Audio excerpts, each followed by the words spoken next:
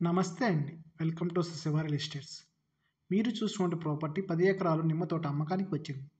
ఆంధ్రప్రదేశ్ రాష్ట్రంలోని నెల్లూరు జిల్లా బలపూర్ మండలంలో ఈ ల్యాండ్ ఉంది. ఈ ల్యాండ్‌లో ప్రస్తుతం 2 బోర్లు ఉన్నాయి. డ్రిప్ సిస్టమ్ మరియు ఫెన్సింగ్ ఉంది.